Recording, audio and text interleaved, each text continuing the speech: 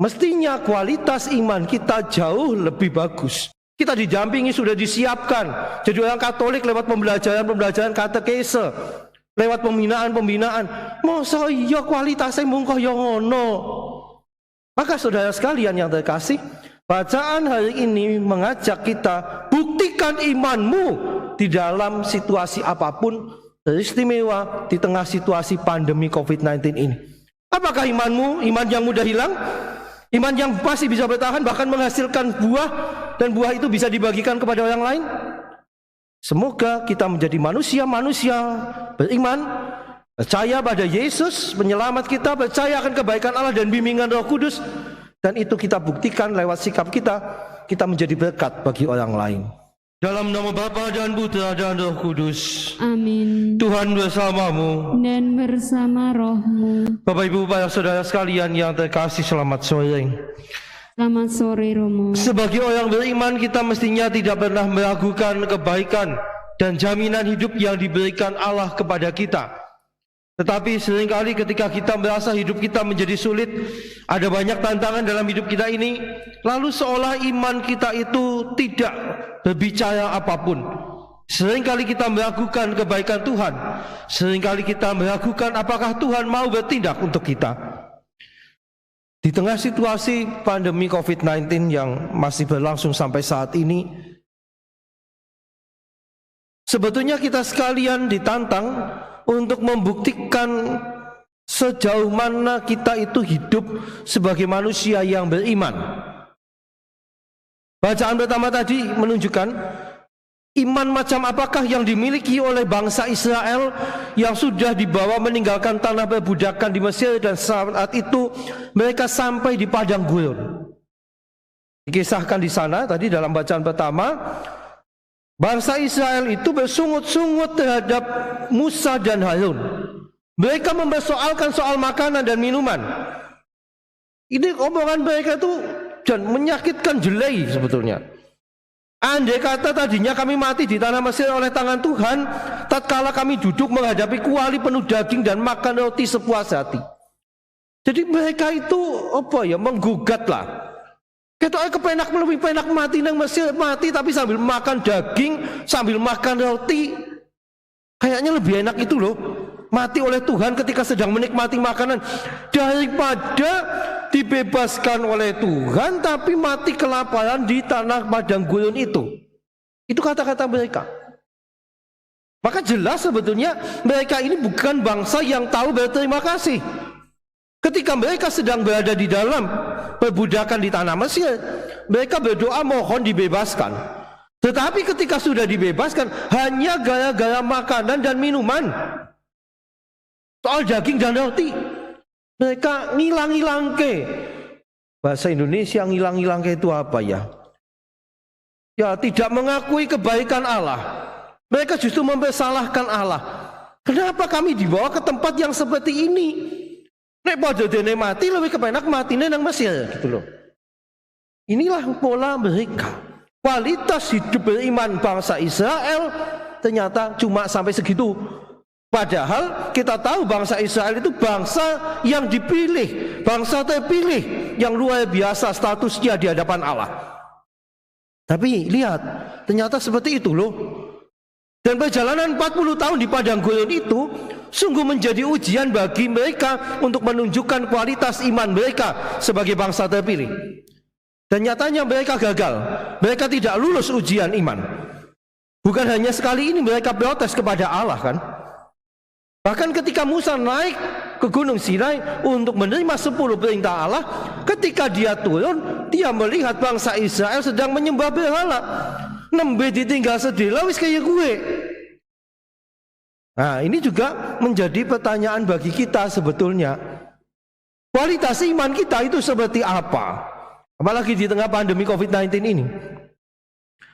Dan ya kalau dikaitkan dengan bacaan Injil memang sangat berkaitan. Benih yang ditaburkan itu kan benih iman. Lah, benih ini jatuh di tanah yang seperti apa? Dikatakan ada yang jatuh di pinggir jalan lalu dicucuk manuk itu lalu mati, nggak jadi, belum sampai tumbuh apa-apa dipangan manuk. percuma benihnya. Yang lain lagi benih iman jatuh di tanah yang berbatu-batu. Wong sing ngatos atine bedegil. Itu mungkin iman itu tumbuh. Tetapi ketika ada sesuatu yang tidak nyaman sedikit, lalu ya mati lagi. Yang lain lagi dikatakan jatuh di semak during. Lalu ketika semak itu makin besar, lalu menghimpit sampai mati. Orang-orang yang tidak bisa bertahan menghadapi situasi yang ada di sekelilingnya, penderitaan, ancaman dan sebagainya. Lalu imannya jomplang. Jadi wong Katolik ternyata angel ya, dan jebule angel. Apa nggak pangkat be angel, sekolah iki be angel temen. Lalu ya itu kan himpitan. Mislah ben kepenak pada dene kepenake, ben bisa munggah pangkat, bisa macam-macam. Golek jodoh juga begitu katanya. Golek jodoh wong Katolik angel temen ya. Saben golek nemune sing kaya Katolik kepriwe sih kiye. Wis lah daripada selek tua yang bojo. Lalu sudahlah imannya ditinggalkan. Ini menunjukkan kualitas iman kita sebetulnya. Maka kalau ada yang bertanya, lho padha dene wong Katolik dene kok imannya beda-beda. Bapak Ibu Saudara sekalian, imannya tidak beda. Benihnya sama. Nah, tadi tinggal janjane benih itu tadi tibane neng lemah kayak apa jenisnya. Jadi di dalam situasi pandemi ini ada orang yang sangat kuat bertahan dalam iman.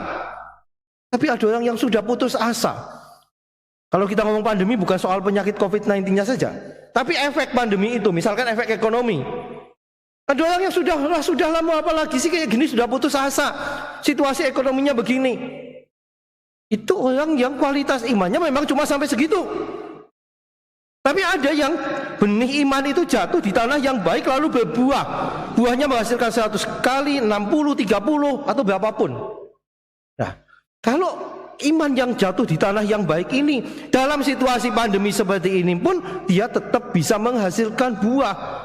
Mungkin buahnya tidak 100, tidak 60, tidak 30, cuma 5, cuma 10, ya lumayan daripada sing liyane. Nah, oleh sebab itu Bapak Ibu Saudara sekalian terkasih, kalau kita itu sungguh-sungguh jadi manusia yang beriman, mestinya kita tidak mempersoalkan lagi. Kok saya mengalami begini? Kok saya katanya Allah Maha Baik, kok saya harus begini? Nah, bukan itu. Tapi apakah dalam situasi begitu kita masih bisa tumbuh dan menghasilkan buah? Ketika kita kehilangan orang yang kita cintai, orang yang meninggal dunia, entah karena COVID atau alasan lain, ada orang yang bisa bertahan dengan luar biasa, bertahan melanjutkan perjuangan hidupnya. Tetapi ada orang yang lalu gampang sekali putus asa, merasa sudah tidak bisa apa-apalah, mau apa lagi, tidak punya motivasi hidup, lalu menyerah. Bapak Ibu para saudara sekalian yang terkasih, saya jujur kagum dengan nenek saya dari pihak bapak. Nenek itu punya 8 anak. Ketika kakek itu meninggal, saya nggak ngalami kakek saya, tahun 30 sekian katanya meninggal dunia. Anak yang paling kecil, bulik saya itu masih belum ada usia 2 tahun. Nenek itu nggak punya pekerjaan apapun, 8 orang kon diopeni kabeh jan. Kalau saya membayangkan, mungkin kalau itu terjadi zaman sekarang ini orang sudah menyerah duluan. Waduh, bojoku mati, aku yang nyambut gawe, ditinggali anak 8, ngono sing mentas. Tapi ternyata apa? Begitu luar biasa nenek itu. Dalam situasi yang sulit, situasi yang tidak gampang, sing ngalami penjajahan Jepang, penjajahan Belanda dan sebagainya, ndadak nganggo ngungsi dewek kepenak, ngungsi kalau nggawa buntut, anak 8. Tapi nyatanya dia bisa bertahan. Nenek bukan orang Katolik, tetapi keyakinannya bahwa hidup ini akan dibimbing oleh Dia Sang Pencipta membuat dia bisa bertahan. Kalau nenek yang tidak Katolik saja bisa begitu, lalu kita ini yang mengimani Yesus sebagai penyelamat, mengimani Allah sebagai Bapa kita yang Maha Baik, yang mengimani, meyakini bimbingan Roh Kudus, masa yo kalah?